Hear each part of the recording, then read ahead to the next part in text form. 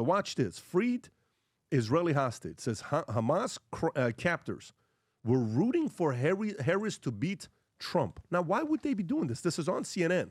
And CNN is interviewing this guy, just got freed, trying to get some gotcha information, and he kept giving them the answer they did not want to hear. He was held hostage for 500 days before he was freed. Says the captor were hoping Vice President Kamala Harris would win in 2024 presidential election, and here's why. Very scared of him. Yeah, they wanted... Who? Terrorists. We're afraid of Trump. Yeah, they wanted Kamala to be chosen, to be elected. You talked politics with them? Yeah. They wanted Kamala to be elected. When Trump became president, CNN loves the way they treated us changed. For me, personally, this is what I think felt. because they anticipated that a deal would come soon. Yeah. And that's when they started giving you more food. Exactly. More food, treated me better, stopped cursing me, stopped spitting on me.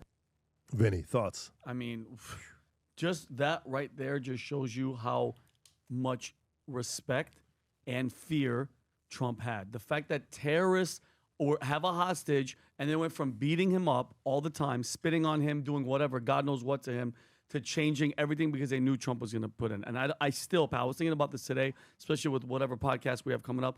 The bullet that we dodged with Kamala Harris and the left and what they were pushing and all these fake-ass people like Jake Tapper all acting surprised about Biden and what they've been doing since 2016. And it's going to keep going. What we've been dodging and what we've been fighting to get to where we are is insane. And it goes beyond words to see what type of leadership that we have right now. And I just hope, I just hope it keeps going. I mean, the first question I have is how much credibility do you give to the hostage after his release? Do you think he's telling the truth? Of course. There's a lot of, I would say 90% chance he's telling the truth. Why would he make it up? I don't know. I'm not saying that he's lying at all. I think there's a big component of this that, yes, Hamas and their backers would love to see a weak president named Kamala Harris in the Oval Office. I think no doubt. I think Trump's a little frustrated that he hasn't gotten all the hostages out. I think Trump has used a lot of bluster and says, all right, today's the day. If you don't have it today, all right, next week. I think Trump has no problem setting deadlines and then basically sort of says, all right, we're going to extend it. We're going to give it another couple days, couple weeks. We'll see what happens there. There's still, I think, over 50 hostages in the tunnels of Hamas, which leads us to basically what happened this past weekend when a illegal immigrant, I think, basically from Egypt, I want to say, basically went and set fire, a Molotov cocktail in Boulder, Colorado. So they're coming to a city near you, whether you like it or not. And it's weird to me that, anytime you see Gays for Gaza, it's like this weird, marriage of the far left and the far right who are both lost their damn minds, come together, and this is what you get. You want to play this clip? Do we have something? No. Let's stay on this. Sorry. Hang on a second. Tom, your thoughts on the story? Yeah. Well, first of all, I'm glad that... Adam, hang tight when we're transitioning stories. Sure. Well, let's address stories and then we'll transition. Go ahead, Tom. Yeah, I'm very glad that Omer Shemtov is, if I'm pronouncing his name correctly, is home, safe, and able to tell the story. I don't evaluate whether it's 92%, 90%, but it makes sense. And this shows you the importance of strong leadership on a world stage. If all we do is talk about what this guy said, and maybe they did, maybe they didn't, you're missing the fact that strong leadership on a world stage makes a difference in the world for everybody.